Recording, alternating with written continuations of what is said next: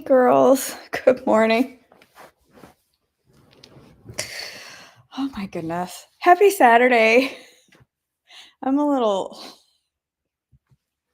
I don't know, I'm messing things up on the internet over here this morning, just causing chaos and.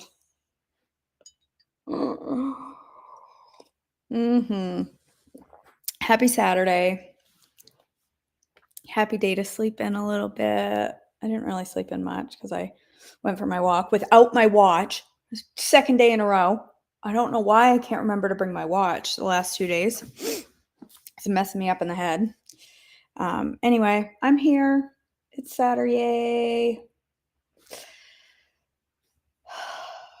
August 30th. The shepherds of Israel, Ezekiel 34, 1 through 10. Then this message came to me from the Lord. Son of man, prophesy against the shepherds, the leaders of Israel. Give them this message from the sovereign Lord. What sorrow awaits you, shepherds who feed yourselves instead of your flocks? Shouldn't shepherds feed their sheep?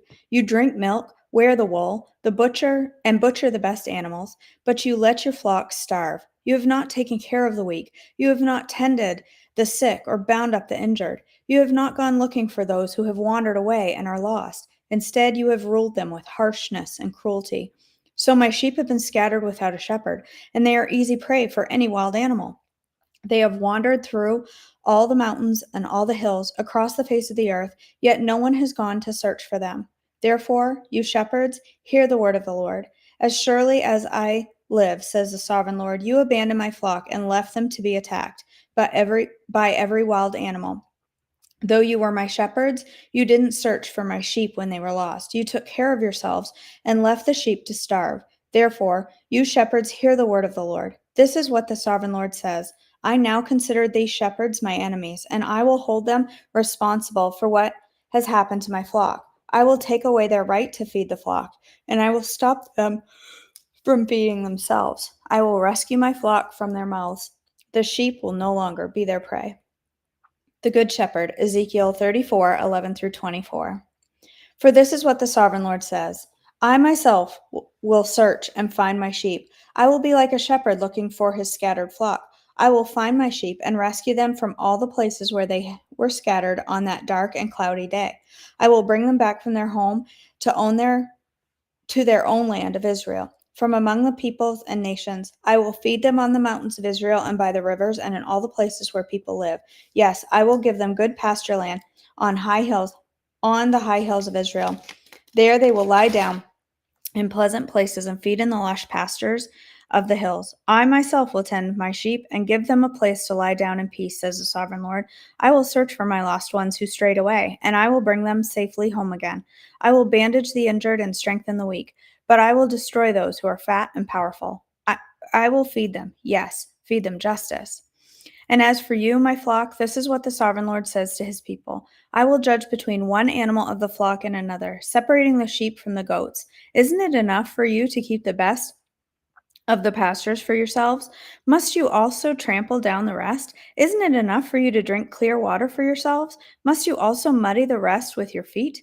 Why must my flock eat what you have trampled down and drink water you have fouled? Therefore, this is what the sovereign Lord says: I will surely judge between the sheep and between the fat sheep and the scrawny sheep. For you fat sheep pushed and butted and crowded my sick and hungry flock, and you scattered them to distant lands. So I will rescue my flock, and they will no longer be abused. I will judge between one animal of the flock and another, and I will set over them one shepherd, my servant David. He will feed them and be a shepherd to them. And I, the Lord, will be their God. My servant David will be a prince among my people. I, the Lord, have spoken. The Lord's covenant of peace, Ezekiel 34, 25 through 31. I will make a covenant of peace with my people and drive away the dangerous animals from the land. They will be able to camp safely in the wildest places and sleep in the woods without fear. I will bless my people in their homes around my holy hill, and in the proper season I will send the showers they need. There will be showers of blessing. The orchard and fields of my people will yield bumper crops, and everyone will live in safety. When I have broken down their chains of slavery and rescued them from those who enslave them, then they will know that I am the Lord. They will no longer be prey for the other nations, and wild animals will no longer devour them. They will live in safety, and no one will frighten them. And I will make their land famous for its crops, so my people will never again suffer from famine or the insults of foreign nations. In this way, they will know that I, the Lord their God, am with them. And they will know that they, the people of Israel, are my people, says the sovereign Lord. You are my flock, the sheep of my pasture. You are my people, and I am your God. The sovereign Lord have spoken. I, the sovereign Lord, have spoken. A message for Edom, Ezekiel 35, 1 through 15. Again, a message came to me from the Lord. Son of man, turn and face Mount Seir, and prophesy against his people. Give them this message from the sovereign Lord. I am your enemy, O Mount Seir, and I will raise my fist against you to destroy you completely. I will demolish your cities and make you desolate. Then you will know that I am the Lord. Your eternal hatred for the people of Israel led you to butcher them when they were helpless, when I had already punished them for their sins. As surely as I live, says the sovereign Lord, since you know no distaste for blood, I will give you a bloodbath of your own. Your turn has come. I will make Mount Seir utterly desolate, killing off all who try to escape and anyone who return. I will fill your mountains I will fill your mountain with the dead. Your hills, your valleys, your ravines will be filled with the people slaughtered by the sword. I will make you desolate forever. Your cities will never be rebuilt. Then you will know that I am the Lord. For you said, the lands of Israel and Judah will be ours. We will take possession of them. What do we care that the Lord is there? Therefore, as surely as I live, says the sovereign Lord, I will pay back your angry deeds with my own. I will punish you for all your acts of anger, envy, and hatred. I will make myself known to Israel, but what I do to by what I do to you. Then you will know that I, the Lord, have heard every contemptuous word you spoke against the mountains of Israel. For you said, they are desolate. They have been given to us as food to eat. In saying that, you boasted proudly against me, and I have heard it all. This is what the sovereign Lord says. The whole world will rejoice when I make you desolate. You rejoiced at the desolation of Israel's territory. Now I will rejoice at yours. You will be wiped out, you people of Mount Seir, and all who live in Edom. Then you will know that I am the Lord. Restoration for Israel, Ezekiel 36, 1 through 38. Son of man, prophesy to Israel's mountains. Give them this message, O mountains of Israel. Hear the word of the Lord. This is what the sovereign Lord says. Your enemies have taunted you, saying, Aha, now the ancient heights belong to us. Therefore, Son of man, give the mountain of Israel this message from the sovereign Lord. Your enemies have attacked you from all directions, making you the property of many nations and the object of much mocking and slander. Therefore, O mountains of Israel, hear the word of the sovereign Lord. He speaks to the hills and mountains, ravines and valleys, and to the ruined wastes and long deserted cities that have been destroyed and mocked by the surrounding nations. This is what the sovereign Lord says. My jealous anger burns against these nations, especially Edom, because they have shown utter contempt for me by gleefully taking my land for themselves as plunder. Therefore, prophesy to the hills and mountains, the ravines and the valleys of Israel. This is what the sovereign Lord says. I am furious that you have suffered shame before the surrounding nations. Therefore, this is what the sovereign Lord says. I have taken a solemn oath that those nations will soon have their own shame to endure. But the mountains of Israel will produce heavy crops of fruit for my people, for they will be coming home again soon. See, I care about you, and I will pay attention to you. Your ground will be plowed, and your crops will be planted. I will greatly increase the population of Israel, and the ruined cities will be rebuilt and filled with people. I will increase not only the people, but also your animals, O mountain of Israel. I will bring people to live on you once again. I will make you even more prosperous than you were before. Then you will know that I am the Lord. I will cause my people to walk on you once again, and you will be their territory. You will never again rob them of their children. This is what the sovereign Lord says. The other nations taunt you, saying, Israel is a land that devours its own people and robs them of their children. But you will never again devour your people or rob them of their children, says the sovereign Lord. I will not let you hear those other nations insult you, and you will no longer be mocked by them. You will not be a land that causes its nations to fall, says the sovereign Lord. Then this further message came to me from the Lord. Son of man, when the people of Israel were living in their own land, they defiled it by the evil way they lived. To me, their conduct was as unclean as a woman's menstrual cloth. They polluted the land with murder and worship of idols. So I poured out my fury on them. I scattered them to many lands to punish them for the evil way they had lived. But when they had scattered When they were scattered among the nations, they brought shame on my holy name. For the nation said, "These are the people of the Lord," but he couldn't keep them safe in his own land. Then was concerned for my holy name, on which my people brought shame among the nations. Therefore, give the people of Israel this message from the sovereign Lord: I am bringing you back, but not because you deserve it. I am doing it to protect my holy name, on which you brought shame while you were scattered among the nations. I will show how holy my great name is, the name on which you brought shame among the nations. When I reveal my holiness through you before their very eyes, says the sovereign Lord, then the nations will know that I am the Lord. For I will gather you up from all the nations and bring you home again to your land. When I Then I will sprinkle clean water on you, and you will be clean. Your filth will be washed away, and you will no longer worship idols. And I will give you a new heart, and I will put a new spirit in you. I will take out your stony, stubborn heart and give you a tender, responsive heart. And I will put my spirit in you so that you will follow my decrees and be careful to obey my regulations. And you will live in Israel, the land I gave your ancestors long ago. You will be my people, and I will be your God.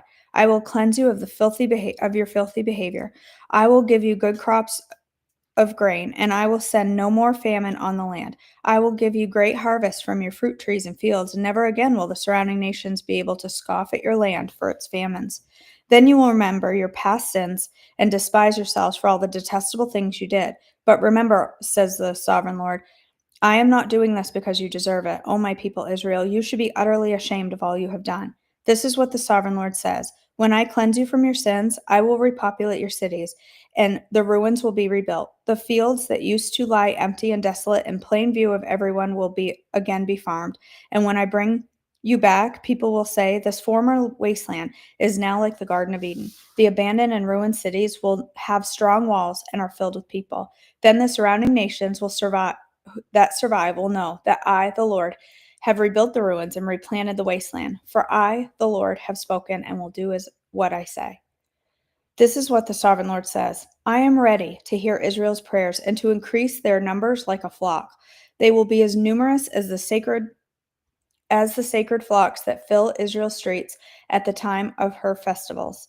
The ruined cities will be crowded with people once more, and everyone will know that I am the Lord.